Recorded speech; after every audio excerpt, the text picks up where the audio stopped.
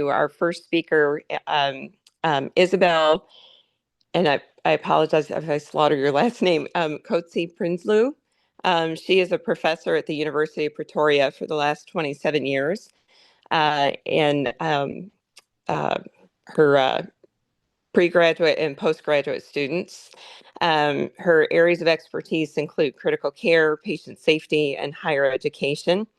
She's worked and supervised postgraduate scholars for completion for a total of 55 master's students and 15 PhD candidates. So she's very well versed in academia and has been a critical care leader with the World Federation of Critical Care Nurses for many years. So we're very excited to have her join us today.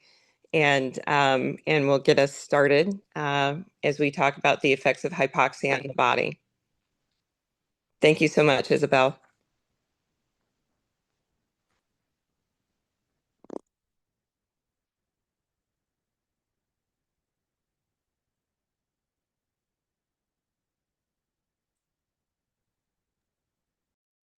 She'll get started in a second. She's just working on unmuting herself.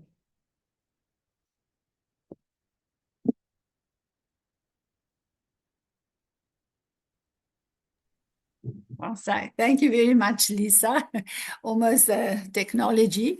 Thank you very much for the invitation. So my section of the talk will be focusing more on the effects of hypoxia on the body systems of the critical ill patient. And as we know, whether it's related to ARDS or mechanical ventilation, it's so important for us as critical care nurses to understand what is the effect of hypoxia on the body systems, because I do believe that will make us, think differently about hypoxia and understand the importance of hypoxia and managing that hypoxia effectively through optimal mechanical ventilation. So this is just to, let me just quickly move my slide. So that is just a picture of our university. So you can see that what I call us the Purple City. So I'm from the University of Pretoria in South Africa. That is what our city looks like in October or in the midst of summer, specifically in October. We can see that it's really beautiful. That's just what that looks like. And then just some aspects to declare. I'm part of the Jacaranda branch of Critical Care Society of Southern Africa. I'm also a board member of the World Federation of Critical Care. And then I'm also involved in Cameroon, and also I'm a part of the African Federation of Critical Care Nurses. So now we're going to focus more on first just to get us all on the same page. So we're just going to look a little bit at the different types of hypoxia, and just to know that when we assess our patients, that they can either have a combination of hypoxia or one specific type of hypoxia. So that is why it's also important, specifically if we look at circulatory hypoxia. So that is the main issue with those patients, is then that will be all our type of patients that are in shock. And as we know, that is actually most of our patients. So anytime that our patient's systolic blood pressure is less than 100 millimeters of mercury, that will then cause the blood pressure will then, or that hypotension will then lead to a decrease in the peripheral perfusion pressure, and therefore there will not be enough pressure to give off oxygen to the tissues, the muscles, and the cells. So that patient systemically also will then have decreased perfusion to the cerebral perfusion, myocardial perfusion, renal perfusion. So it really affects all the body systems, and that then lead to anaerobic metabolism with the formation of lactic acids. So that again is related to any of our patients with a decreased cardiac output, any type of shock. Those will be our patients that we will then classify with circulatory hypoxia. So the underlying challenge in these patients is that there's not enough pressure to give off oxygen to the tissues, the muscles, and the cells. And that's also already why that will contribute to the onset of multi-organ dysfunction. Then the second group of, or another important type of hypoxia that we should also have a look at when we assess our patients is then also we need to look at the level of HB. So we know we actually aim in all our patients to have at least a HB level of 12 to 14 grams per deciliter, because again, that is so important for the patient to have optimal oxygen carrying capacity.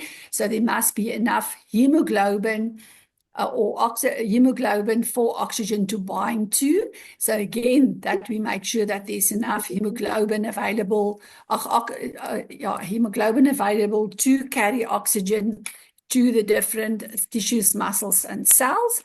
And specifically also, I think one of the challenges we have currently, and I think that is a global challenge, is the scarcity of blood. So we don't always have enough blood available to transfuse the patients, you know, on when their HBs are decreased. I know I can talk from the South African and the African perspective. We actually only transfuse patients once the HBs is 8 or less, because we don't blood and because of the scarcity of blood. But we aim to have at least an HB of 12 to 14 grams, so that we ensure that there's enough hemoglobin to carry the oxygen. So that is the second important thing in hypoxia. So the first thing, or one of the things, as we said, is to have optimal blood pressure, so that there's enough pressure to give off oxygen to the tissues, the muscles, and the cells.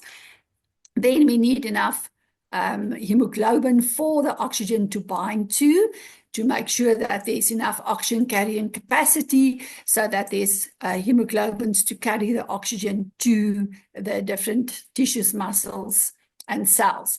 And then the group that we of the type of hypoxia we're going to focus a little bit more on today is then hypoxic hypoxia. So that is then and these will then be the patients that primarily needs mechanical ventilation because of their hypoxic hypoxia. So this will also be our patient then with ARDS. So that is why it's so important to understand. So when we look at hypoxic hypoxia, these will actually be patients with a diffuse oxygenation problem.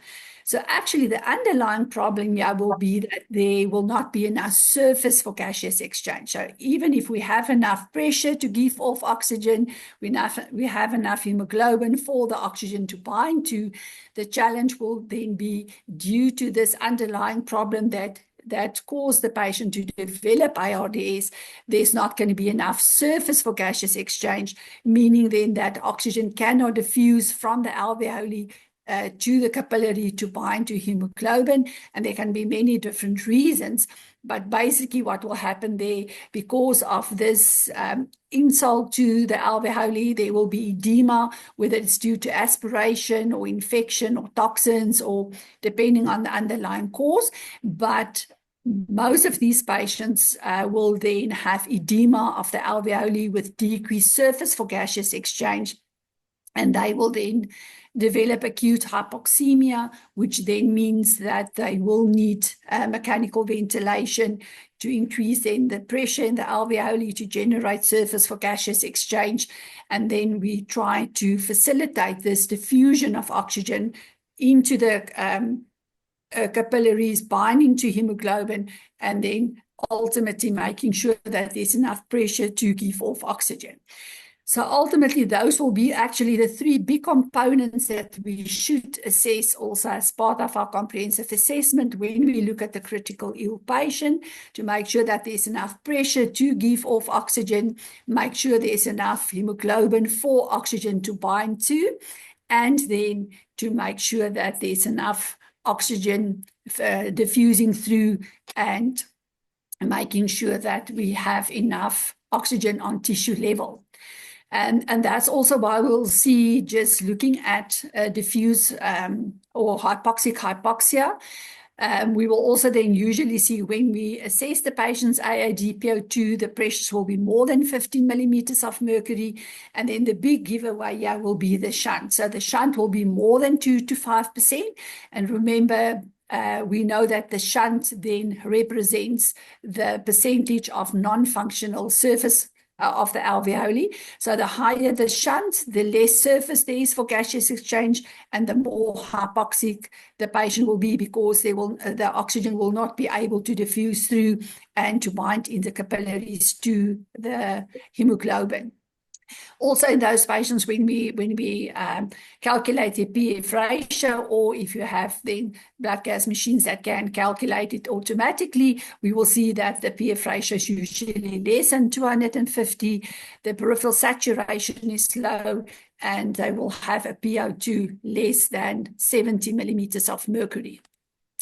Now, what we're going to focus on, so that is just to give us an overview that, yes, although we focus on this hypoxia, we should also always remember that we should look at those three components. So we must make sure that there's enough pressure to give off oxygen so that the patient do not have also on top of this a hypoxia, and then also to ensure that there is not anemic hypoxia.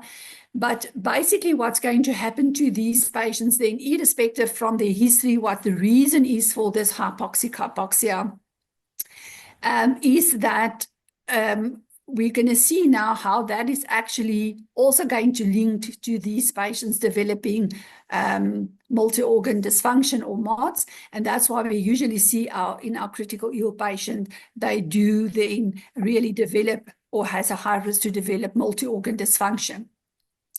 So the challenge that the patient will have, and that is why, we sort of start on that side first today and then move to the other side, because, if we really see what is the impact of this hypoxia on the critical ill patients and on the different body systems, we really understand why it's so important to advocate for the patient, to ensure early mechanical ventilation so that we can increase the outcome of the patient.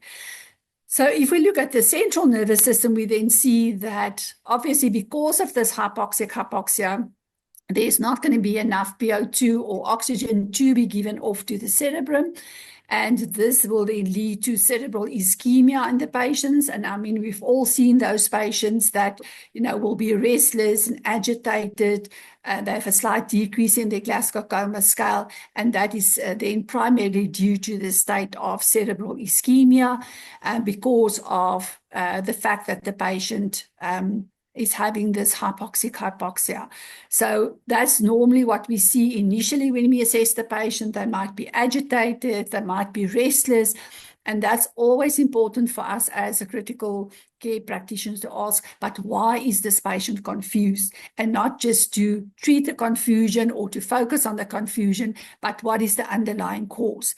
And one of the most important things here is to make sure that we assess the patient's PO2, because as we said, hypoxia can then already be significantly impacting on the patient in terms of their level of consciousness. So we'll see that they will have a slight decrease in the Glasgow Coma scale because of that. And that we usually see that they might have a Glasgow of 13 or 14 because of this disorientation and agitation and restlessness. And I'm sure we can all relate to those patients. Then that is also now going to be a secondary problem, is already as it is, there is some underlying problem or challenge with this patient, why they have developed this hypoxia in the first place. So maybe they're aspirated, maybe it's a polytrauma patient with, pulmonary contusion, maybe the patient's got a pulmonary infection, or it doesn't really matter what the problem is. But also now what's happening, it's really like a snowball effect, because the one system will influence the other system, and it just actually becomes worse and worse for the patient. So what we normally see here is that now also due to this state of hypoxia, yes, we know compensatory, the body will always try to compensate and, make sure that the heart, the brain, and the lungs will then be oxygenated the best possibly. But it's also what we also know is that oxygen demand and the oxygen supply will not be in balance. So the patient will still have some state of hypoxia. And also what we see now, because of this hypoxia and this imbalance between the oxygen demand and the oxygen supply and tissue level, the alveoli will also become more and more ischemic. And the more ischemic the alveoli become, and then we also see then an increase in the capillary membrane permeability, which will further cause swelling and edema of the alveoli, and that will further cause a decrease in the surface for gaseous exchange. And then as this alveoli becomes more and more edematized, less and less oxygen will diffuse through, which means this patient actually just becomes more and more hypoxic, and the PO2 level will decrease even more. And I'm sure we can all relate to these patients that sometimes we'll see even on a FO2 of 60 or 70%, and even if we've increased the PEEP, they only have a PO2 of in the 50s or 60s, depending on the parameters you use. But that is what we also see then. So now secondary, the patient also now becomes more hypoxic because of the ischemic state of the alveoli, which will then increase the capillary permeability and further lead to edema and less surface for gaseous exchange. Then also the kidneys will be affected. So this patient is also now at risk to develop acute kidney injury. And that is also due to the hypoxia. So primarily due to the hypoxia, as we said, the body will always, when the patient is in shock or the patient is hypoxic, your compensatory mechanisms will be activated. And yes, most of the oxygenated blood will be shunted to the heart, the brain, and the lungs. So also what will happen now is that the kidneys will become more and more ischemic. And this state of renal ischemia will increase. Ultimately, can also lead to necrosis of the tubular part of the nephron, and ultimately the patients will develop an acute kidney injury, and that again now will lead to accumulation of metabolic toxins, and specifically also these patients, due to the decrease in the urinary output, they also will become more and more metabolic acidotic. And what happens then if there's metabolic acidosis, we also know then there will be accumulation of hydrogen ions in the system.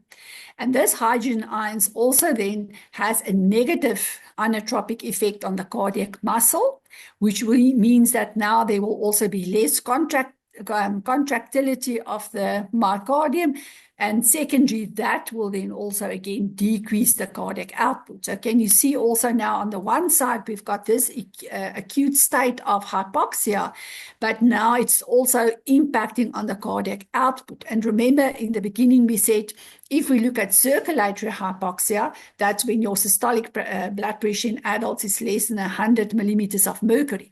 So now, because of the effects of the hypoxia, this metabolic acidosis or state of metabolic acidosis, that will also now secondary have effects on the cardiac output.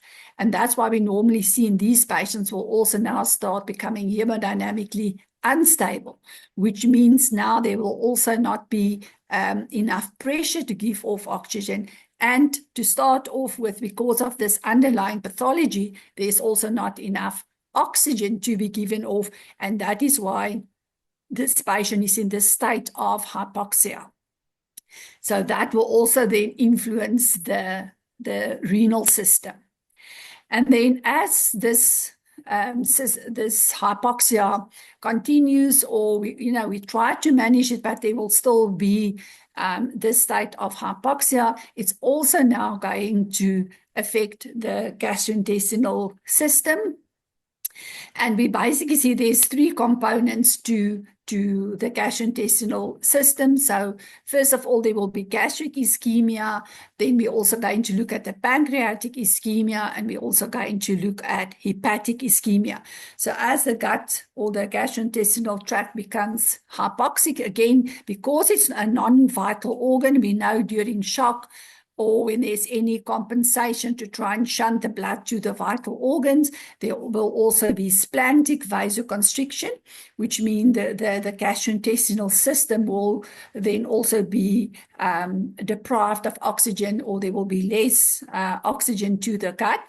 And now the patient is anyhow in a state of hypoxia. So then there's not enough oxygen available to perfuse the gastrointestinal tract. And then on the ones, there's three components to that, as we said. So first of all, we're going to look at gastric ischemia. So this gastric ischemia will then cause an increase in the capillary membrane permeability intragastrically, and we then see accumulation of fluids and electrolytes intragastrically. So we've all seen those patients with paralytic ileus. So when we insert the nasogastric tube, they then drain this fluids and they also lose a lot of electrolytes. And can you see again, that will also now have a negative impact on the circulatory volume. There will be a decrease in the circulatory volume, and I'm sure we can all relate to those patients that when we sometimes insert the nasogastric tube, we drain 600 or 800 or even 1,000 milliliters intragastrically, which means again there will be a decrease in circulatory volume, and that will also have a negative impact on our circulatory volume, which will then further decrease our cardiac output. And as we said, primarily this patient is hypoxic, but can you also see now secondary, the patient is also going to become hemodynamically unstable because of the fluid losses. And we also know specifically our three important electrolytes that will decrease is the potassium, the magnesium, and the phosphates. And that again can then contribute to dysrhythmias, which can further decrease the cardiac output. And specifically in terms of potassium, that's low, and magnesium can also decrease ventricular contractility, which can then further decrease the stroke volume and the cardiac output. So this has really also got then, again, that secondary impact, further decreasing the cardiac output. So as we said, just to recap, that primarily the patient will have the state of hypoxia, but can you see now secondary, because of the impact of hypoxia on the body systems, the patient will also now start to become hemodynamically unstable, and due to the fluid losses, the electrolyte imbalances, and if a patient is in a state of metabolic acidosis, that hydrogen ions will also have a negative impact on the contractility of the muscle, of the heart muscle or the myocardium, but also it causes irritability of the myocardium, which can further lead to dysrhythmias and decreased cardiac output. Then, as we said, the second component to the gastrointestinal tract is then the pancreatic ischemia. So now we also know, again, because of the state of hypoxia, there's not enough oxygen available to perfuse the pancreas, and the patient then develops this state of pancreatic ischemia. And that will also then have a negative impact in terms of the production of insulin, which then will lead to this patient becoming hyperglycemic. And we all know if the patient is hyperglycemic, they also then develop metabolic acidosis. And again, with metabolic acidosis, there's going to be an increase in the levels of hydrogen ions. And as we already said, the more hydrogen ions, the more negative the myocardial contractility, which then further will also decrease again our cardiac output. And also and something else just to remember, if the pancreas becomes ischemic, they also release an enzyme that we call MDF, or myocardial depressant factor, and that's exactly what it does. So the more ischemic the pancreas is, the more MDF will be released, and again, more and more negative inotropic effects, which means that the myocardium will contract less stronger, there will be less contractility, which means it will also impact on the cardiac output, which again will impact on the blood pressure of the patient. So can you see, as this hypoxia pervades, it then has this multi-organ or multi-system effects. And ultimately, our patient is not only hypoxic, but the patient also starts to become hypotensive, which will then just further exacerbate this multi-organ involvement. And then the last one in the gastrointestinal tract is then also the third group there is the hepatic ischemia. So as we said, it's the gastrointestinal ischemia, pancreatic ischemia, and then also hepatic ischemia. So again, if this patient's got a long-standing hypoxic state, as we said, also then there will be hepatic ischemia because to start off with, the patient is hypoxic, so there's not enough oxygen to be given off. But also remember now, as this condition continues, the patient also starts becoming hypotensive. So there's a decreased cardiac output.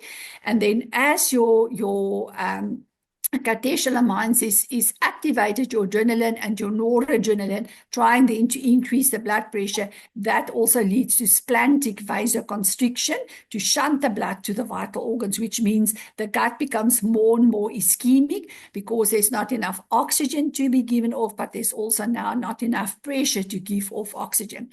And one of the big challenges we have is that if there's hepatic ischemia, we also see that these patients then decrease the production of clotting factors, specifically vitamin K, and that also increase the risk of bleeding, and ultimately, as we know, as part of the multi-organ dysfunction pathology, then ultimately they tend to develop as an end-stage DIC, which is then has a very significant impact on the patient's outcome.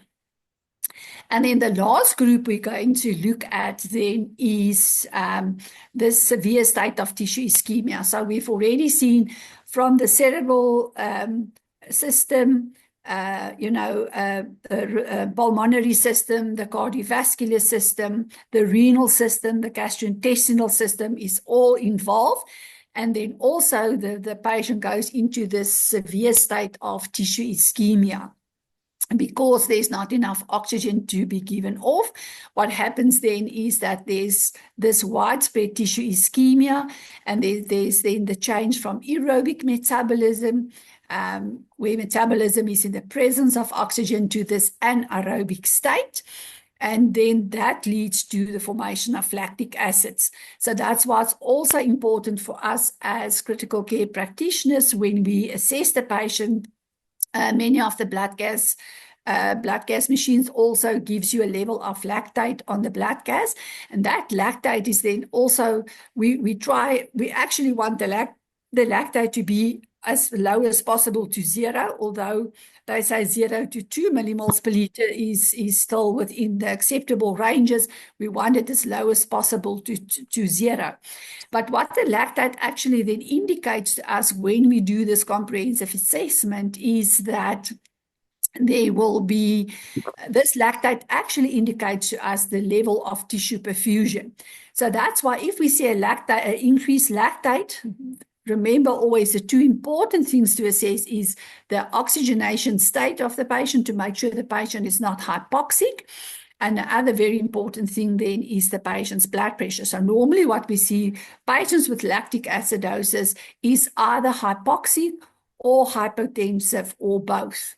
So obviously, like in this patient, as we have seen how they do deteriorate, even becoming hemodynamically unstable, ultimately then they will have the severe lactic acidosis. And again, that will have a negative impact on the contractility of the myocardium. That decreases the stroke volume, therefore decreases the cardiac output. And also because of the acidic nature of the hydrogen ions, it also contributes to myocardial irritability. And that can then trigger any type of dysrhythmias, and decrease cardiac output. And ultimately, we also have seen in those patients that because of this acidosis and myocardial irritability, they develop dysrhythmias that go into ventricular tachycardia, ventricular fibrillation, and then cardiac arrest. and that is what we don't want. So we can also see then that each and every system, and that's why we say it's so important. It's not just about hypoxia. It's not just about, we're ventilating the patient, but that we really think how important it is to ventilate effectively, to assess the patient, to really be proactive and to advocate for the patient for early mechanical ventilation, because we sometimes do see that there's sometimes some time lapse, and then the patient, by the time we ventilate the patient, the outcome is impaired because of the fact that most of these patients are already in multi-organ dysfunction. And then just a few take-home, or what I will say is my take-home message on the hypoxia. And that's why I say we actually started the other way around, because I believe if we actually just, realize again what is the impact of hypoxia, then we'll also, it's just to remind us to be proactive, to really assess the patient and to manage the patient hemodynamically and also ventilatory-wise effectively. So as we said, hypoxia, the hypoxia contributes to multi-organ dysfunction, as we just said. Actually, that's what we went through, and we can see now why we say multi-organ dysfunction, because the central nervous system is affected, the cardiovascular system, the respiratory or the pulmonary system, the renal system, the hepatic system, the pancreatic system, and then all the other tissues, muscles, and cells. And the bottom line there is that if there's not enough oxygen to be given off, then it's going to impact on all the body systems. We also have to advocate for early mechanical ventilation when needed. So that's why it's so important for us to be the advocate for the patient, so that we can advocate for early mechanical ventilation and to treat and to reverse this hypoxic state, so that we can improve oxygenation to all the body systems and prevent the patient from developing multi-organ dysfunction. Also, to continuously update our knowledge and skills pertaining to mechanical ventilation, blood gas analysis, interpretation, hypoxia, management of the patient, as we are doing now. So we are very happy to have all of you as part of this webinar, and then really to comprehensively assess the patient, the critical ill patient, so that we are able to identify the type of hypoxia, and that we can then implement the correct management for this patient, and then focus on the mechanical ventilation, focus on the pathology or the pathophysiology of ARDS, so that we understand how to manage this patient and to promote the outcome of the patient. So I think that is more or less within my time frame, what I can just share with you. And I always just like this picture. It says, it's a very nice quote from John Maxwell, where he says, "Great vision precedes great achievement." So I always believe if we can envision this patient to not be hypoxic, to have a good or optimal outcome, we always try to prevent multi-organ dysfunction, and we can effectively manage our patient ventilatory-wise, and we can enhance the outcome, then the quality of care of all our patients will be optimal. I thank you.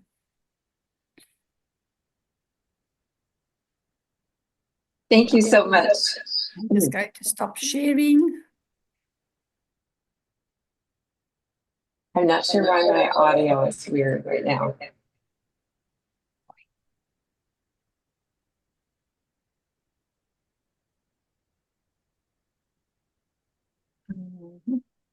If you're having problems, Lisa, I can just move forward. I can't hear you, Kathleen.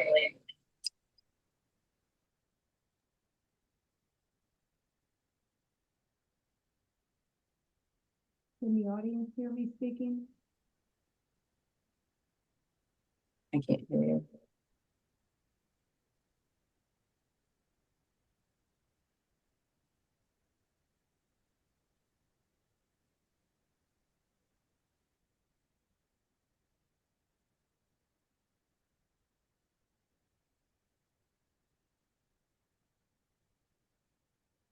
You sound muffled. Okay, can you hear me now? Yes.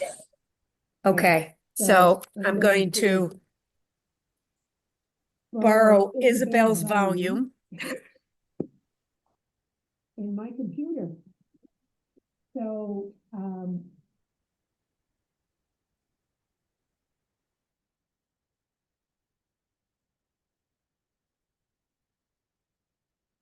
You're muted. can you hear me now?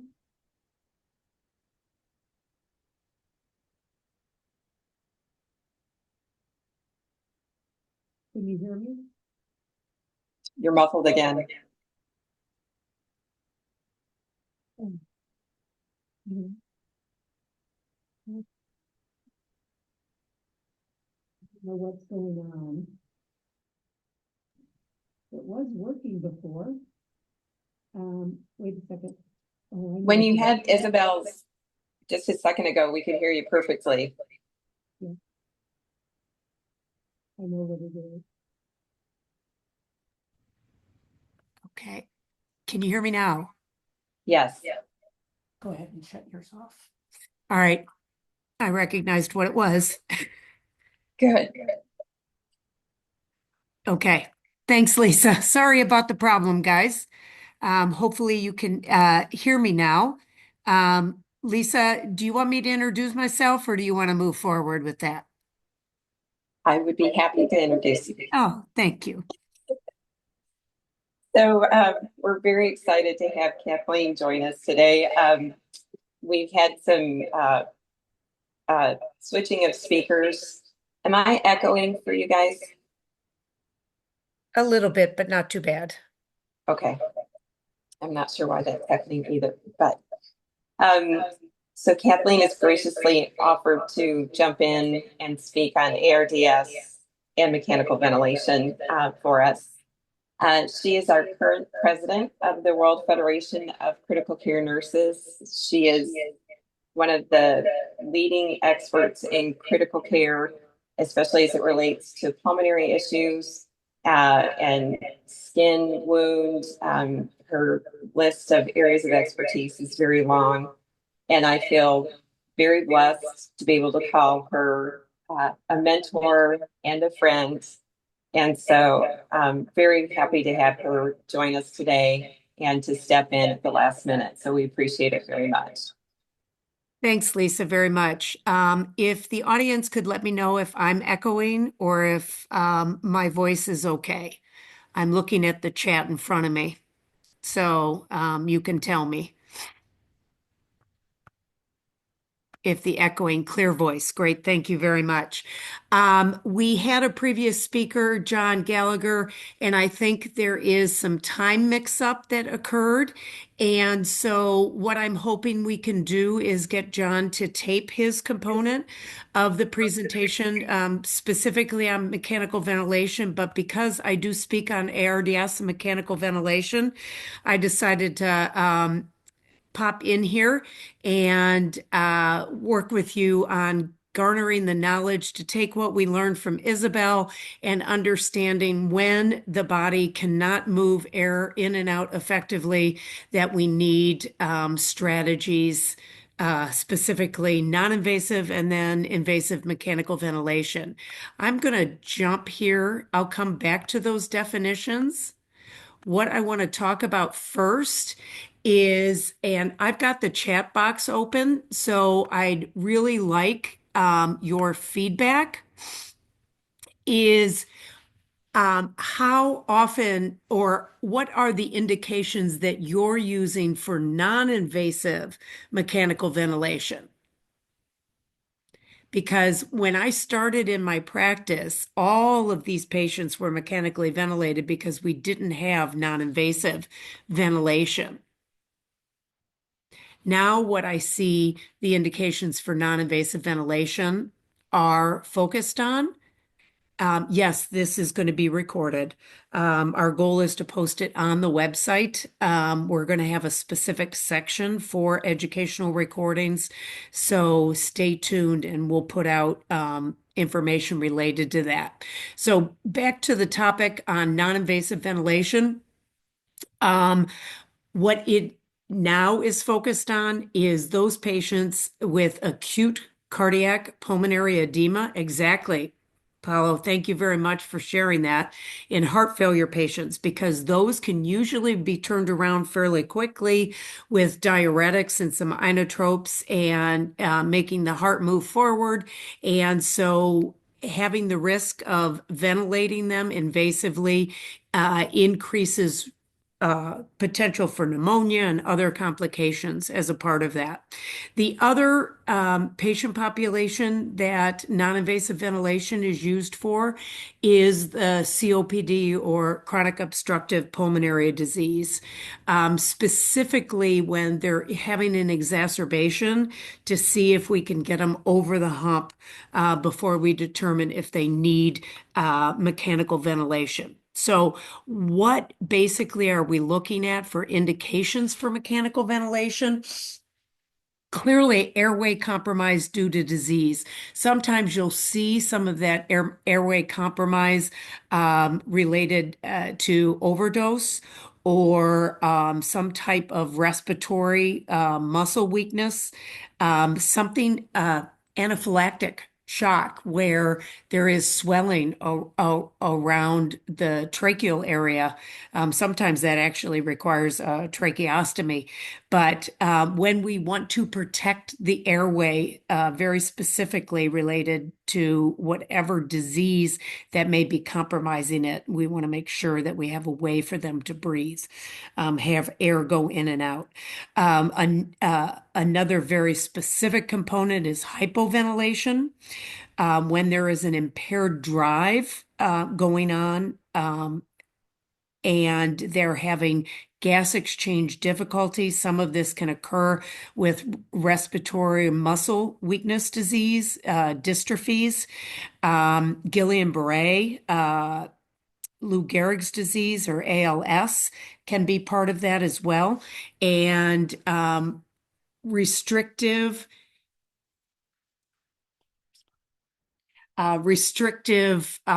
like if you have a chest wall trauma as a part of it, or you have a massive hemo or pneumothorax, which is creating significant problems that you immediately have to address the ventilation.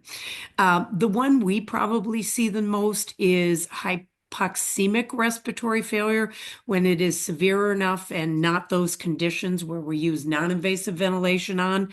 And you can also see an indication in this, because I worked in medical ICUs most of my career, increased ventilatory demand, where they are breathing so hard because they're trying to get rid of the acid Isabel talked about, that is occurring because there is not enough oxygen delivery to the tissue. That occurs with severe sepsis or septic shock, and metabolic dysfunction as well. So what are the common modes if we need to be able to ventilate somebody and we've intubated them? What are the common modes of ventilation we're likely to use? So what I'm going to do is go over some of the general components of ventilation and then delve into the ARDS piece of this.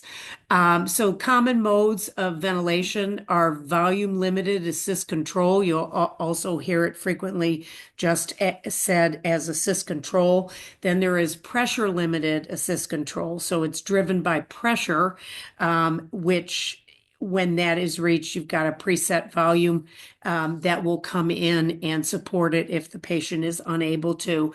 And then SIMV, or straight pressure support ventilation, which you often seen utilized during the weaning process. How many of you, and you can put this in the chat box, are utilizing pressure support ventilation as a regular mode of ventilation, or are you typically only using it with weaning? See if you can type that in the chat box for me. I'd be interested to see what is happening around the world.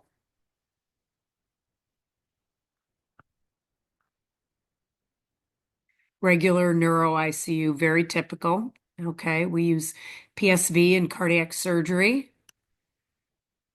Awesome. So it has gotten um, a lot of utilization because of the fact that it assists, the patient is able to assist in that journey. And there's less sedation that is used as a part of it. And so it becomes a very attractive. And Dorothy said they use it with all ventilation patients. So I would be a little hard pressed to use it in the ARDS patient. We'll talk about that in a second. So when we're setting up the vent, what are the components that we need to set up? Well, it usually starts with tidal volume or backup tidal volume, depending on what mode of ventilation you're using. And this is determined on the patient's predicted body weight rather than their actual weight. Why is that? Well, the lungs don't necessarily grow when my adipose tissue is increasing. And so I want to make sure I am not over-ventilating the lung. That's really important. And we know specifically in ARDS that we want to use lower tidal volumes, the 4 to 6 milliliters per kilogram range as a lung protective strategy, and some go to 8. And I will share with you that the research literature, and I would be interested to see what people put in the chat box, that even with a regular patient that may not be in ARDS that requires mechanical ventilation, that they're making sure that the tidal volumes do not exceed, whether they're spontaneous or delivered by the ventilator, they don't exceed 8 milliliters per kilogram. So we set up the tidal volume or the backup tidal volume. Respiratory rate. The respiratory rates typically set. I never started at 12. The only time I'll start it at 12 or 16 is if the patient is not participating at all, and I want to make sure I'm going to clear that CO2. If a patient has an extremely high respiratory rate and you are using assist control, you may want to be able to set that rate a little higher so that they don't have to work as hard, because work of breathing can contribute to a number of challenges, specifically with oxygen consumption that Isabel talked about previously. It can significantly increase oxygen consumption. And we know when we're using lung protective strategy that the likelihood that we're going to clear the CO2 to create a normalized gas doesn't occur. We have that hypercapnia that we end up seeing as a result of it. Inspiratory flow, that is usually set between 40 to 60 liters per minute to be able to achieve the 1 to 2 or 1 to 3 ratio. That is the inspiratory to expiratory ratio, how much time it takes for the volume to come in and how much time we're allowing expiration to take place. If you increase that expiratory time, you actually will create something that is called auto PEEP. And to be perfectly honest, it's probably better to dial in your PEEP than to create intrinsic PEEP because you can't control it as well. So another component that we set is the fraction of inspired oxygen. And you want to maintain a pulse ox greater than 90, up to about 96. Interesting, and I'm going to show you some data on research specifically with ARDS patients about liberal or lower oxygen levels and what the science is saying about where we should keep it. But we don't want to create high levels. You know, they've talked about creating toxicity related to receiving oxygen when levels are FiO2s are 65 or above. So that's a target we want to try and stay under. And one of the ways we can do that is by recruiting the alveoli through the use of PEEP or positive end expiratory pressure. What it does is prevent the collapsing of the alveoli.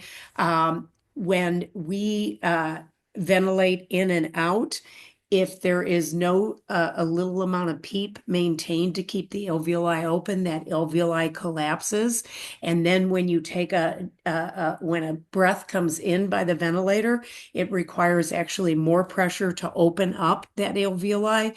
And that opening and closing of the alveoli causes shear stress.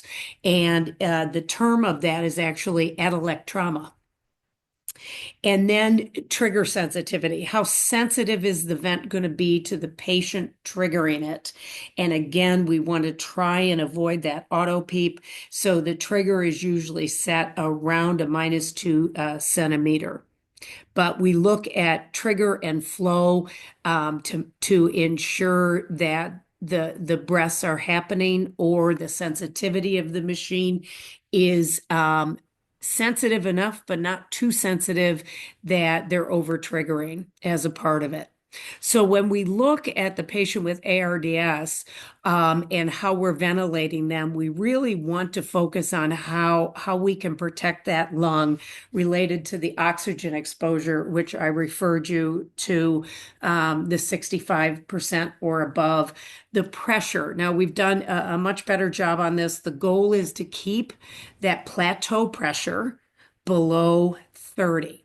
Now, most of us on the ventilator, when we're monitoring it. Now, this may be different for my colleagues who actually run the ventilators in their country. In the United States and some other places, it's the respiratory therapist. So the nurse is actually looking on the machine at the peak inspiratory pressure. That is the amount of pressure that occurs as a result of that full volume going into the lung. So it is the maximum pressure with that volume in there. A plateau pressure requires you to put an inspiratory hold on the ventilator in order for the air to settle. And it's usually about 3 to 5 centimeters less than the peak inspiratory pressure.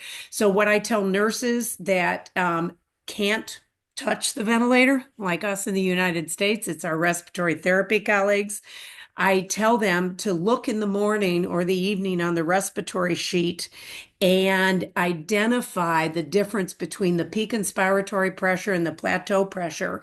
And then you're able to subtract that in your head through the shift because the peak shows up.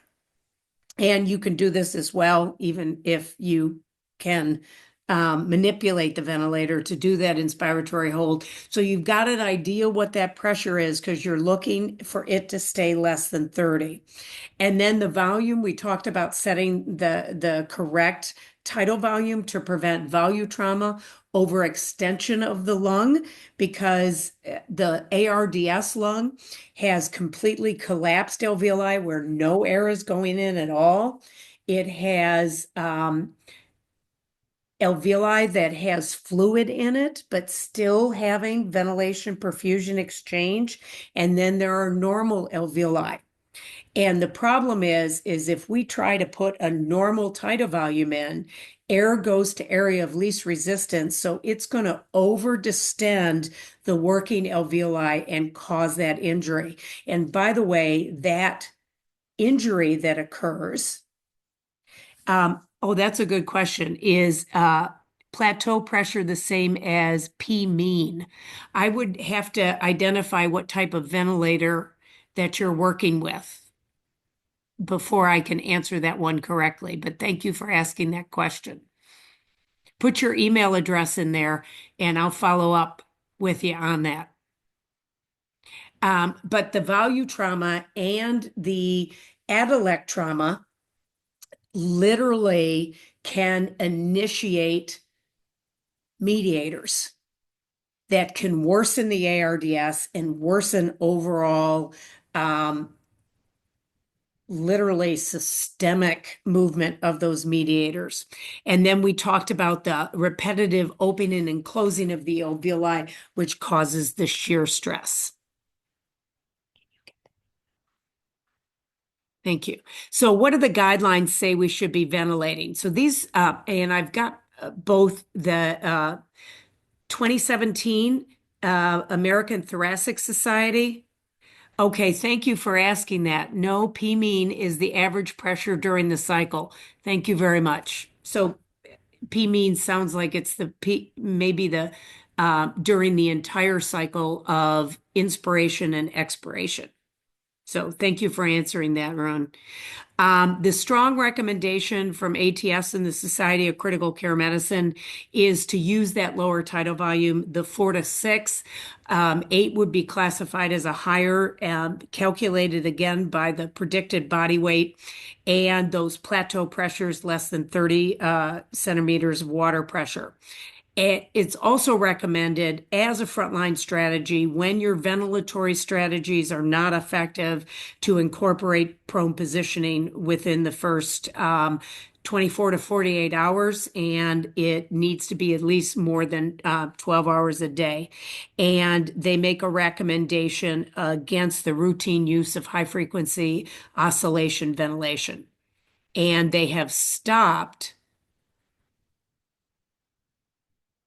Okay, thank you, Lisa, for putting that. The P mean is the average pressure throughout the inspiratory phase. The plateau pressure is the highest pressure after the inspiratory hold and is reflective of lung compliance. Perfect, thank you. So the 2023 ESICM, which is the European Society of Intensive Care Medicine practice guidelines for intubated patients with ARDS, is to use the low tidal volume. Do not use prolonged high pressure recruitment maneuvers. So both societies have now, through the research that's been published over the last several years, have stopped recommending any form of recruitment maneuvers. Is anybody using recruitment maneuvers out there still? So recruitment maneuvers are basically a brief push of pressure, like 30 centimeters of water pressure to open the alveoli. So it's a brief high pressure. The negative consequence of that is blood pressure drops and a few other things. But the goal is if I was able to get those alveoli open, then I wouldn't need as high a PEEP to maintain them open. So the guidelines also talk about, again, the use of prone positioning early, which has a high level of evidence. They also recommend not routinely using neuromuscular blockade. So Doreen, you still use it sometimes, very effective. The data in very large randomized trials have shown it actually causes harm. So I used recruitment maneuvers before COVID. Now it's more selective, and that's based on the science.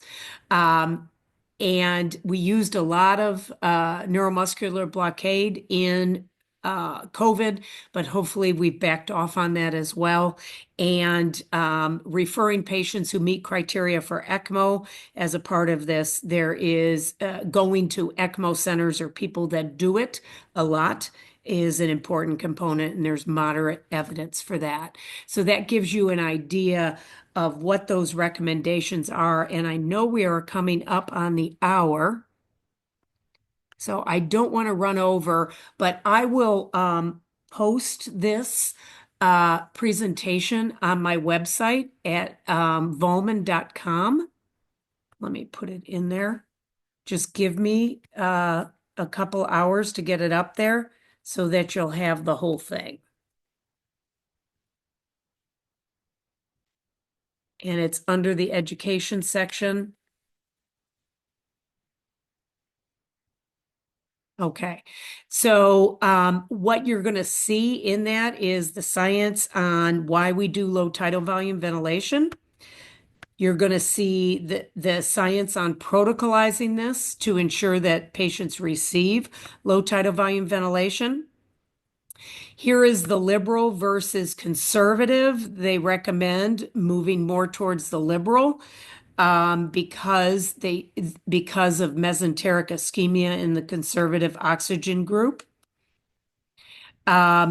They still don't have an answer on high PEEP versus low PEEP, but I will tell you the differentiation between high and low PEEP wasn't enough you'd need 20,000 patients to be able to see a significant difference. So you want to make sure the PEEP is high enough to hold open those alveoli.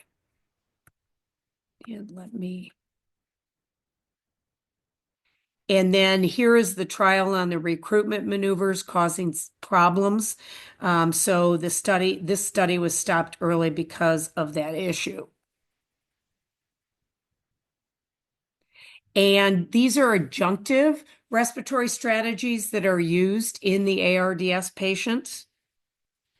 And what I'd like to do now, because we're at time, is where did I put that? I knew I put it close to the end of that.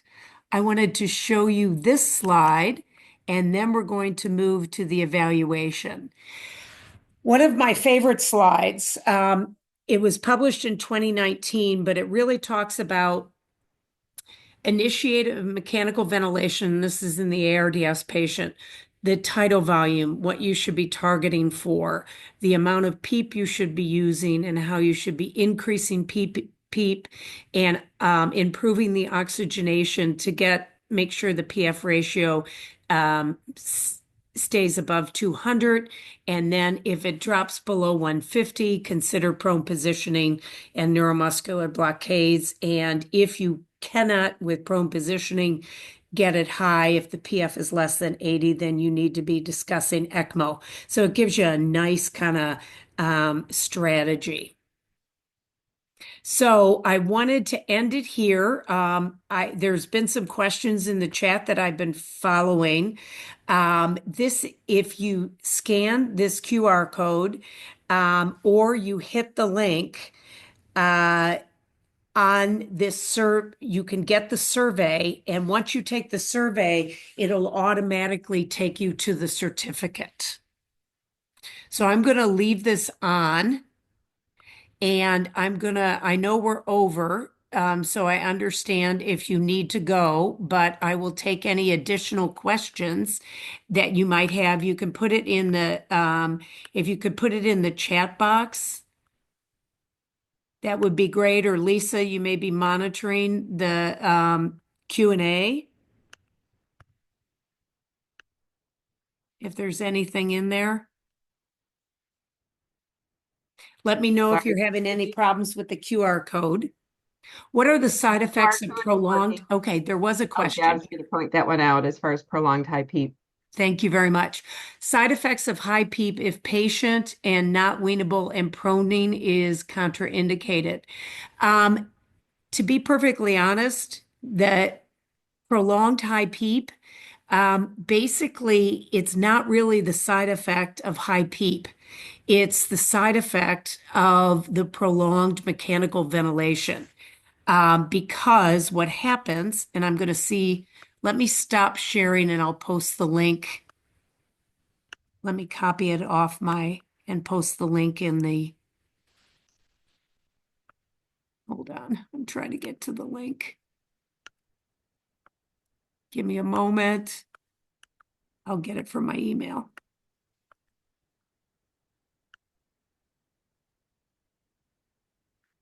Try to be fast. Oh, copy the link. Come on. Oh, let's see if it worked.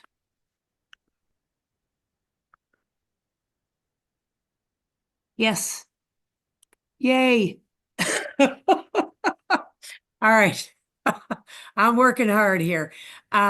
Literally, it has to do with the fibrosis that develops in the lung.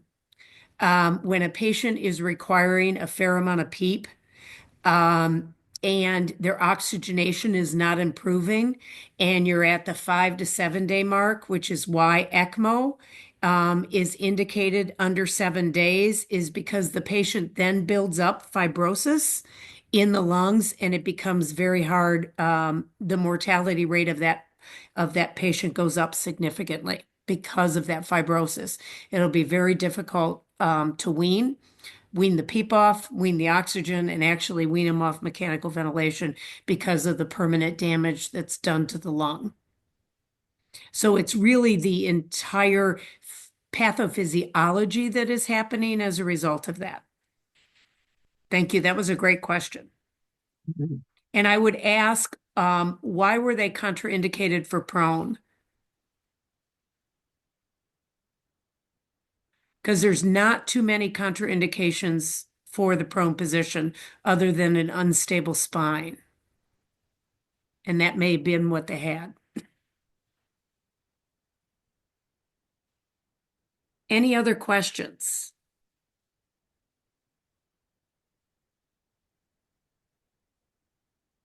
Thank you so much, Kathleen. That was fantastic, and especially to step in at the last minute. So we appreciate that very much. That was and Isabel as well. This really was a great combination together. So thank you so much for sharing your expertise and knowledge. It's been great. So there was a question, how often are you guys doing indirect calorimetry? Lisa, is your place doing it at all? Yeah. Yeah, I No, don't see it used much at all. it's not in all the places that because I'm not working at a single facility. I consult at multiple facilities. I'm not seeing it used. How about you? And Isabel says not in South Africa either, in the places she's familiar with.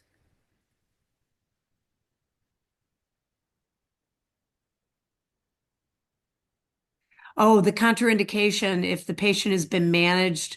Oh, Oh, having peritoneal dialysis. Yeah, yeah, that would make it challenging that if they would. were in the prone position. Thanks for sharing that. We don't, and the reason why it doesn't come up for me is peritoneal dialysis is not used very often in the ICUs in the United States.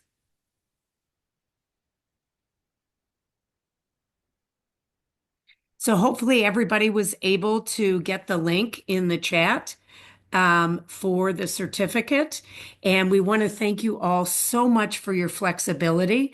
As I said, we are recording this and I'm working with our webmaster very hard to create an education section. And we also have additional videos. So stay tuned on the website for that. We'll also put out social media announcements related to that.